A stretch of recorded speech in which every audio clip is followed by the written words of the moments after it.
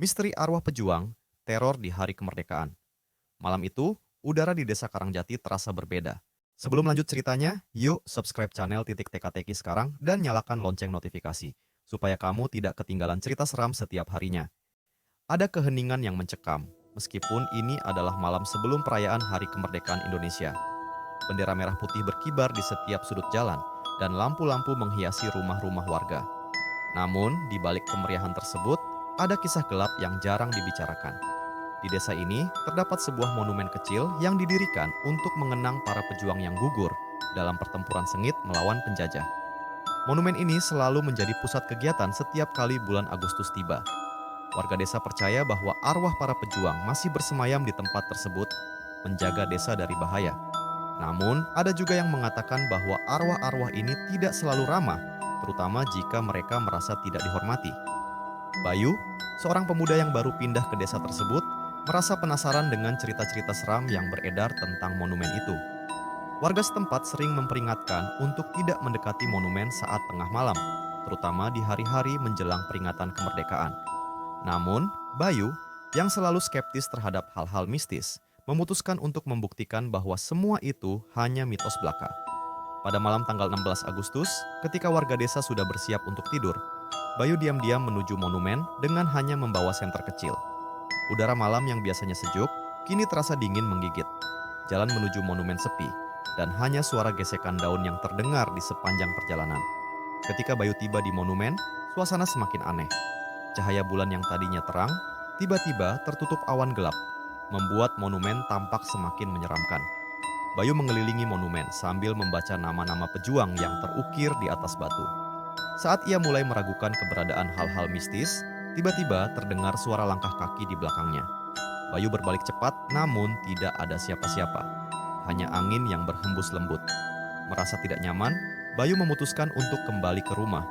Namun saat ia melangkah, terdengar suara seruan keras, seolah-olah ada seseorang yang sedang memanggil.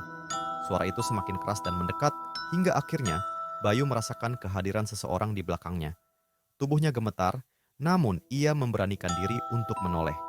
Di sana berdiri sosok seorang pria dengan pakaian pejuang, wajahnya dipenuhi luka-luka bekas pertempuran, dan matanya menatap tajam ke arah Bayu. "Kamu tidak seharusnya ada di sini." Suara itu terdengar dingin dan penuh kemarahan. Bayu merasa kakinya lemas, tubuhnya tak bisa digerakkan. Sosok itu perlahan mendekat, sementara Bayu hanya bisa mematung dalam ketakutan. Tiba-tiba, sosok pejuang itu mengangkat tangannya yang berlumuran darah, menunjuk ke arah Bayu dengan tatapan penuh dendam. "Kami tidak akan dibiarkan tenang. Tidak sebelum darah yang tertumpah terbalaskan." Bisik sosok itu membuat bulu kuduk Bayu berdiri. Tanpa peringatan, sosok itu menghilang, dan Bayu tersadar kembali. Ia langsung berlari sekencang mungkin meninggalkan monumen, berusaha melupakan apa yang baru saja dilihatnya. Namun, suara itu masih terus terngiang di kepalanya, seolah-olah ada sesuatu yang mengikutinya. Bayu tidak tahu bahwa malam itu hanyalah permulaan dari teror yang akan ia hadapi. Bayu terbangun keesokan paginya dengan perasaan yang tidak enak. Mimpi buruk tentang sosok pejuang yang ditemuinya di monumen terus menghantui pikirannya.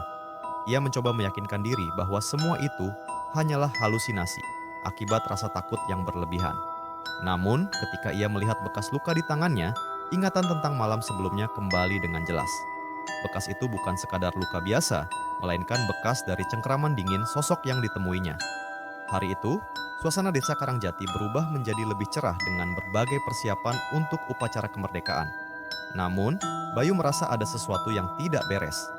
Warga desa, yang biasanya ramah dan bersemangat saat menyambut perayaan, kini tampak lebih murung dan khawatir. Bisik-bisik tentang kejadian aneh di sekitar monumen mulai terdengar. Beberapa warga bahkan mengaku melihat sosok-sosok bayangan yang berkeliaran di malam hari. Bayu memutuskan untuk menceritakan pengalamannya kepada Pak Joko, seorang tetua desa yang dikenal bijaksana dan mengerti banyak tentang sejarah desa itu. Mendengar cerita Bayu, Pak Joko tampak terkejut, namun tidak terkejut. "Itu bukan hal yang bisa dianggap enteng, Nak," kata Pak Joko dengan suara rendah. "Arwah-arwah pejuang itu sudah lama menunggu keadilan. Setiap tahun, di sekitar hari kemerdekaan, mereka akan muncul jika merasa tidak dihormati." Bayu merasa bersalah atas tindakannya yang sembrono. Pak Joko melanjutkan, "Dahulu, monumen itu didirikan sebagai bentuk penghormatan, Namun tidak semua pejuang bisa tenang karena kematian mereka tidak terbalaskan dengan adil. Terutama di malam peringatan, mereka sering muncul untuk mencari keadilan. Pak Joko memberitahu Bayu bahwa satu-satunya cara untuk meredakan kemarahan para arwah adalah dengan mengadakan upacara penghormatan di monumen tersebut. Bayu, yang kini sadar akan kesalahannya, setuju untuk ikut serta dalam upacara itu.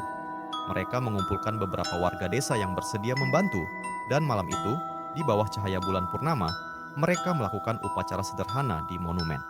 Malam itu, suasana sangat hening. Bayu dan warga lainnya berdoa dengan khusyuk, berharap agar arwah-arwah yang marah bisa tenang dan menemukan kedamaian. Namun, saat upacara hampir selesai, angin dingin tiba-tiba bertiup kencang, membawa suara-suara yang seolah berasal dari masa lalu. Suara tembakan, jeritan, dan perintah perang terdengar sayup-sayup di telinga mereka, membuat suasana semakin mencekam. Saat Bayu hendak meletakkan bunga terakhir di monumen, tiba-tiba sosok pejuang yang ia temui malam sebelumnya muncul kembali, namun kali ini dengan wajah yang berbeda. Wajahnya tidak lagi penuh dengan kemarahan, melainkan dengan kesedihan yang mendalam. Sosok itu menatap Bayu sejenak sebelum berbisik, "Terima kasih, tapi ini belum berakhir." Sebelum Bayu sempat bertanya, sosok itu menghilang bersama angin malam yang membawa ketenangan. Warga desa merasakan perubahan suasana, seolah-olah beban yang selama ini ada telah terangkat. Namun, kata-kata terakhir sosok itu masih terngiang di telinga Bayu. Apakah ini benar-benar akhir, atau masih ada sesuatu yang harus diselesaikan? Hari kemerdekaan berlalu dengan damai, namun Bayu tahu bahwa peristiwa itu tidak akan pernah ia lupakan. Desa Karangjati kembali ke rutinitas sehari-hari, namun monumen itu kini memiliki makna yang lebih dalam bagi Bayu dan warga desa. Mereka sadar, menghormati sejarah bukan hanya dengan kata-kata, tetapi juga dengan tindakan nyata untuk menghargai mereka yang telah berjuang demi kemerdekaan. Masih ada banyak cerita-cerita menarik lainnya, gabung dengan channel Titik Teka-Teki.